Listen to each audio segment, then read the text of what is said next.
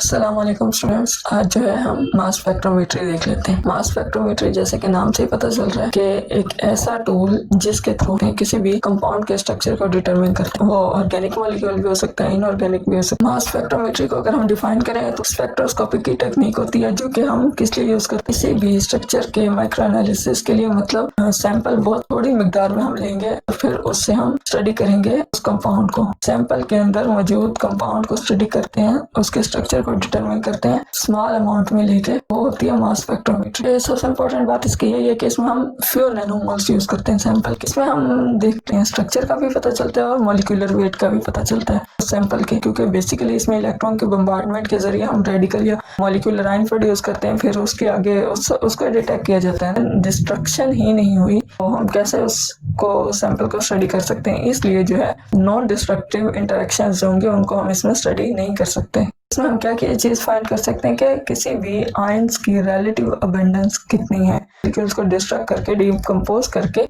फिर जो है हम उनको डिटेक्ट करते हैं, उनके आयंस को। मॉलिक्यूलर आयन जो है आगे डिकम्पोज होंगे, डिस्ट्रक्शन होगी और वो फ्रेगमेंट्स में कन्वर्ट हो जाएंगे। फ्रेगमेंट्स आयन हमें मिलेंगे, वो क्लीवेज के जरिए मिलेंगे। मॉलिक्यूलर आयन के बॉन्ड टूटे, बॉन्ड की टूटने से फ्रेगमेंट्स बने, तो उन फ्रेगमेंटेशन पैटर्न्स को हम देख के वो फ्रेगमेंटेशन का जो पैटर्न होता है वो हमें मास स्पेक्ट्रम के जरिए से मिलेगा और उसके थ्रू हम जो है कर सकते हैं कि यहाँ पे कंपाउंड है, ये मॉलिक्यूल इस सैंपल में मौजूद था। हर कंपाउंड का मास स्पेक्ट्रम डिफरेंट होगा, सबकी अपनी एक यूनिक प्रॉपर्टी होती है हर कंपाउंड की, इसलिए उसके अकॉर्डिंग ही उनका मास स्पेक्ट्रम भी होगा। और किसी भी कंपाउंड का केमिकल फिंगरप्रिंट चाहिए हो तो हमें मिलेगा मास स्पेक्ट्रोमेट्री के जरिए से। कि अब हम देख लेते हैं इसके इंस्ट्रूमेंटेशन और प्रिंसिपल की हम बात करें तो सबसे पहले आयोनाइजेशन होगी। हमने सैंपल डाला, सैंपल इसमें हम लेते हैं गैसियस फॉर्म में या वेपराइज्ड फॉर्म में, तो उसको हम आयोनाइज करेंगे। पहले जब आयोनाइजेशन हो गई, आयंस बन गए, तो फिर वो आगे एक्सेलरेट करके मूव करके जाएंगे। फ्रेगमेंटेशन हुई, फ्रेगमेंटेशन के बाद इलेक्ट्रोमैग्नेट रखा हुआ है। इलेक्ट्रोमैग्नेट जो है जब मैग्नेट के साथ स्ट्राइक करेंगे आयंस तो फिर वो डिफ्लेक्ट होंगे। स्मॉलर मास वाले आयंस जो है वो जल्दी डिटेक्ट हो जाएंगे, वहां से जल्दी डिफ्लेक्ट हो जाएंगे और जो है वो लॉन्गर पाथ लेंगे।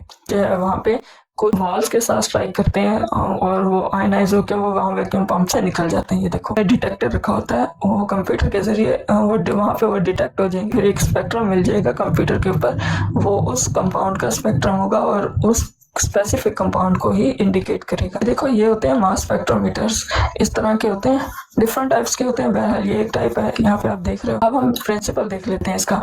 मास स्पेक्ट्रोमेट्री सबसे बेस्ट मेथड है अगर हमने किसी भी कंपाउंड का मॉलिक्यूलर मास फाइंड करना है। ये मतलब मॉलिक्यूलर मास और उसकी कंपोजिशन के, इसके अंदर कौन कौन से एलिमेंट हैं, तो इन चीजों के लिए हम मास स्पेक्ट्रोमेट्री की टेक्निक को यूज करते हैं। मास स्पेक्ट्रोमेट्री में हम क्या करते हैं, हमारा सैंपल होगा, उस सैंपल के ऊपर से हम एक high energy beam of electrons को पास करवाएंगे। मॉलिक्यूल हमारा आयनाइज हो जाएगा और आयनाइज होने के बाद वो तो फिर वो डिफरेंट फ्रेगमेंट्स में कन्वर्ट हो जाएगा।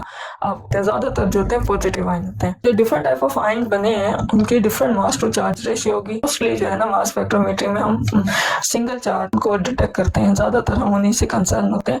लेकिन मास स्पेक्ट्रा जो भी हमें मिलेगा वो हमें दो कंपाउंड की आइडेंटिटी बताएगा कि ये कंपाउंड बेसिकली क्या है, इसके अंदर कौन कौन से एलिमेंट हैं।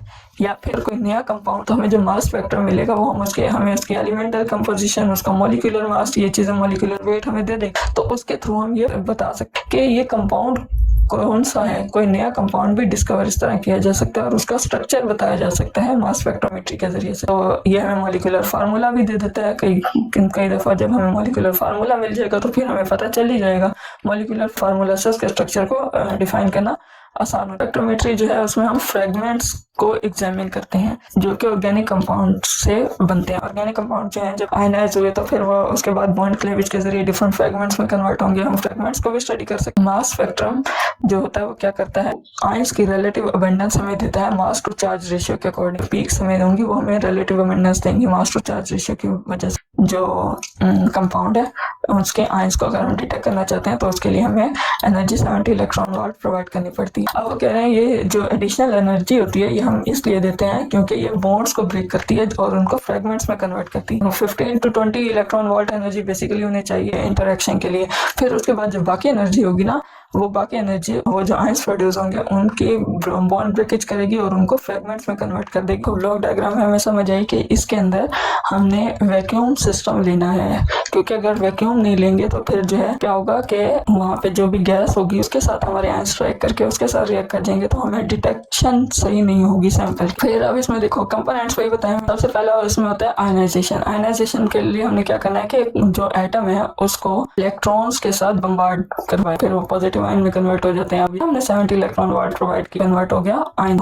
स्लेट्स लगी होती हैं, ये तीनों स्लेट्स जो हैं, जब यहाँ पे जो पहली स्लेट होती है वो हाई वोल्टेज वाली होती है, 1000+ वोल्टेज होता है, और फाइनल वाली जो होती है थर्ड स्लेट होती है वो 0 वोल्टेज होती है, ये इंटरमीडिएट वोल्टेज वाली होती है। तो जब यहाँ से गुजरते हैं तो फिर स्टार्ट में हाई वोल्टेज होता है ताकि वो आयंस जो हैं, जो हमारे आयंस प्रोड्यूस हुए थे वो ऑर्गेनाइज रहें। तो फिर उसके बाद ये फिर उसके बाद आगे लगा होता है डिफ्लेक्शन के लिए हमने मैग्नेटिक को लगाया होता है। फोकस होके सारे आयंस वहाँ से एक्सीलरेट हो जाएंगे एक्सीलरेटर से। उसके बाद डिफ्लेक्शन होगी। डिफ्लेक्शन हमने कहा था कि मैग्नेट लगा होता है, इलेक्ट्रोमैग्नेट लगा हुआ है, वहाँ से डिफ्लेक्शन होगी। अब ये डिफ्लेक्शन किस तरह होगी? मासेस के अकॉर्डिंग होगी।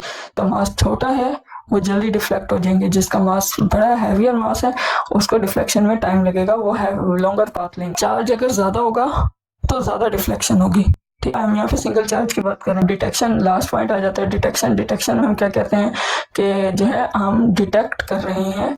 यहाँ पे इन्होंने कहा डिटेक्ट हम कैसे करते हैं। एक मेटल का बॉक्स होता है, उसके अंदर सारे आयंस आके यहाँ पे आ गए। जब यहाँ आयंस आके मेटल बॉक्स के साथ स्ट्राइक करेंगे, पॉजिटिव आयन ने इलेक्ट्रॉन ले लिया तो वहाँ पे स्पेस क्रिएट हो गई, इसको फिल करने के लिए दूसरे आएंगे। तो इस तरह मेटल के अंदर जो है वो एक्साइटेशन और जंपिंग इलेक्ट्रॉन्स की वो स्टार्ट हो जाएगी स्पेस को फिल करने के लिए। अब जो ये इलेक्ट्रॉन्स का फ्लो हो रहा है उसके लिए फिर वो करंट लेंगे, करंट लेना पड़ेगा ना। वो जो करंट इलेक्ट्रिक करंट ले रहे हैं, तो इस तरह हम इलेक्ट्रिक करंट के वजह से जो इलेक्ट्रॉन्स का फ्लो हो रहा है उसके जरिए हम डिटेक्ट कर सकते हैं कि जो है हमारा आयन क्या है और उसने कितने इलेक्ट्रॉन्स एब्जॉर्ब किए। तो अब जो होगा इस तरह हम फ्लो ऑफ इलेक्ट्रॉन को डिटेक्ट कर लेंगे और डिटेक्ट किया जाएगा ये कंप्यूटर के थ्रू। अब वो कंप्यूटर जो होगा उसमें रिकॉर्डर लगा होगा और वो एम्पलीफाई कर देगा उस फ्लो ऑफ इलेक्ट्रॉन को, तो हमें एक स्पेक्ट्रम मिल जाता है, उसको हम कहते हैं मास स्पेक्ट्रम। तो आज का लेक्चर हम बस यहाँ पे एंड करते हैं, आगे बढ़ते रहें बगैर किसी को गिराए। अल्लाह हाफिज़।